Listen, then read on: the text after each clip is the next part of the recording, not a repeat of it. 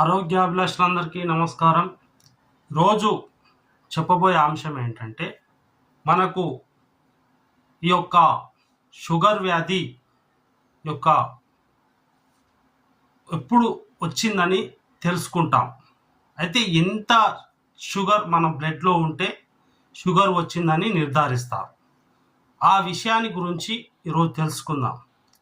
అయితే షుగర్ అనేది ఎక్కువైనప్పుడు ఎలాంటి వ్యాధులు వస్తాయి, షుగర్ తక్కువైనప్పుడు ఎలాంటి వ్యాధులు వస్తాయో తెలుసుకుందాం.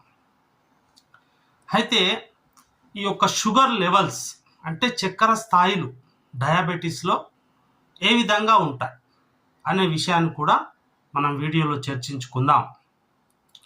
ముఖ్యంగా ఈ యొక్క షుగర్ అనేది చాలా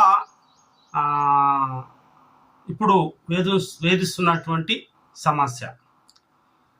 షుగర్ వ్యాధిని ప్రతి చోట చేస్తే ఒకే విధమైనటువంటి లెవెల్స్ తెలుసుకోవడానికి అనేక టెస్టులు ఉన్నాయి. రక్త పరీక్ష ద్వారా, అన్నం తినకముందు, అన్నం తిన్న తర్వాత ఈ యొక్క షుగర్ టెస్టులు చేస్తారు. తర్వాత ర్యాండమ్ టెస్ట్ అని ఉంటుంది. ఈ ర్యాండమ్ టెస్టులో మనకు చాలా రకాలైన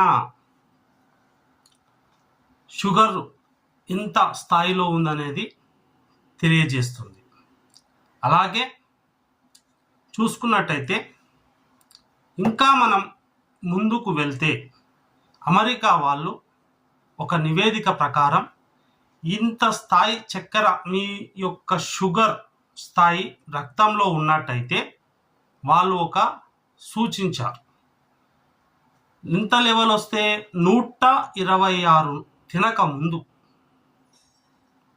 126 లెవెల్స్ షుగర్ లెవెల్స్ వస్తే షుగర్ ఉన్నట్టు నిర్ధారించుకోండి.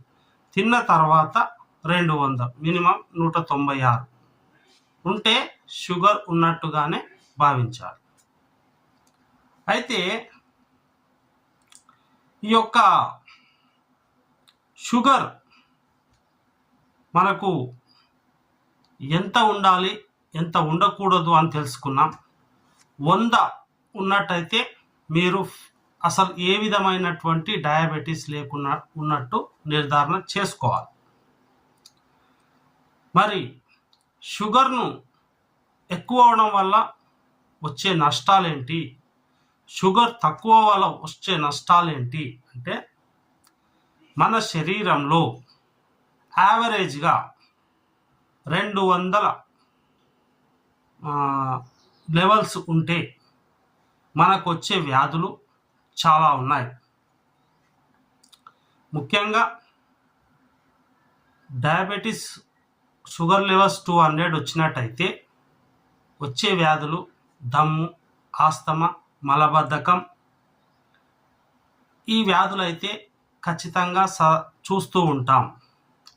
అయితే ర్యాండమ్గా తినకముందు ఎప్పుడు చేసినా కూడా 300 ఇలా కంటిన్యూగా ఒక 2 నుంచి 3 ఏళ్ళు అయితే మనకు కాళ్ళల్లో, అరికాళ్ళల్లో మంటలు వస్తాయి. అంటే నరాల బలహీనత. ఈ యొక్క షుగర్ నరాలలో పేరుకుపోయి మనకు విపరీతమైనటువంటి అనర్థం కలగజేస్తుంది. దీనివల్ల సూక్ష్మ రక్తనాళాలు దెబ్బతిని మనకు కిడ్నీ యొక్క ఫెయిల్యూర్కు దారితీస్తాయి. డయాలసిస్ వరకు వెళ్ళిపోయే ప్రమాదం ఉంది. అలాగే ఇంకా చాలా రోజులు గడిస్తే గుండె ఎఫెక్ట్ అయి గుండెపోటు వచ్చే అవకాశం కూడా ఉంది. అయితే కొంతమంది సాధారణంగా ప్రజలలో చాలా పెద్ద వయసు వారంటే 60 నుంచి 75 వయసు వారికి మరి ఎంత ఉండాలి, సాధారణంగా ఎంత ఉంటే మంచిది అంటే 100 ఉండాలి. కొంతమందిలో మరీ విపరీతంగా తగ్గిపోతుంది. ఇప్పుడు లివర్ సమస్య ఉన్న వాళ్ళకి కానీ, తర్వాత కిడ్నీ సమస్య ఉన్న వాళ్ళు ఆల్కహాల్కు దూరంగా ఉండాలి. ఎందుకంటే వాళ్ళ షుగర్ లెవెల్స్ విపరీతంగా పడిపోతూ ఉంటాయి, పెరుగుతూ ఉంటాయి. అంటే ఆల్కహాల్ తాగడం వల్ల షుగర్ లెవెల్స్ తగ్గుతాయి. ఓకే, ఇది షుగర్ ఉన్నవారికి నిర్దేశించబడింది. మన శరీరంలో షుగర్ లెవెల్స్ సింటమ్స్ తక్కువైపోతే మనకు వచ్చే అనర్థాల గురించి ఇప్పుడు తెలుసుకుందాం. షుగర్ లెవెల్స్ తక్కువ అవ్వడం వల్ల చాలా అనర్థాలు అయితే జరుగుతాయి. ఎలా అంటే మనకు రాత్రి పండుకున్నప్పుడు శ్వాసకోశంలో ఇబ్బందులు ఏర్పడతాయి, అంటే దమ్ము లాంటిది రావడం, ఆస్తమా. సెకండ్ వచ్చేసి మనకు బ్రెయిన్ డ్యామేజ్, అంటే బ్రెయిన్ కోమాలోకి వెళ్ళిపోతుంది. ఎందుకంటే గ్లూకోజ్ లెవెల్స్ పూర్తిగా 60-50 ఇలా పడిపోతే పెద్ద వయసు వారు కోమాలోకి వెళ్ళిపోతారు. ఇది చాలా ప్రమాదకరమైన పరిస్థితి. అప్పుడు ఏం చేయాలంటే వెంటనే మీరు కొద్దిగా బిస్కెట్ తినడమో లేదా కొంచెం చక్కెర నోట్లు వేసుకోవడమో ఏదైనా గ్లూకోజ్ పదార్థాన్ని శరీరంలోకి తీసుకోవాలి. ఒక స్పూన్ తేనె తాగటము చేయాలి. అలా చేసినట్టయితే మీ మెదడు కోమాలోకి పోదు. ఎందుకంటే షుగరు వచ్చిన వారికి ముఖ్యంగా చాలా సమస్య ఏదంటే ఈ డయాబెటీస్ సమస్యలో షుగర్ లెవెల్స్ పూర్తిగా తగ్గిపోయి జీరోకి వస్తుంటే, షుగరు లేకపోవడం వల్ల ఈ మనిషి మెదడు గ్లూకోజ్ తినే బ్రతుకుతుంది.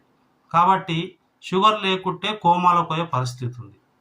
తగ్గిపోతే ఎక్కువైతే ఇన్ని అవయవాలు డ్యామేజ్ అయ్యే ప్రమాదం ఉంది. కాబట్టి సమాన స్థితిలో సమానంగా ఉండాలి. అంటే మనకు ఎంత ఇన్సులిన్ ఉత్పత్తి అవుతుందో మనం అంత ఆహారము సమయానికి అందుకే మితాహారం డైట్ పాటించాలనేది చాలా పెద్ద.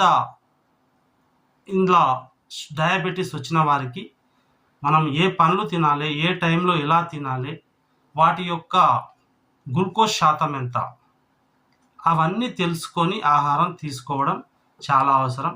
ముందు వీడియోలో అలాంటి వీడియోలు మీకు అన్ని తెలియజేస్తాను.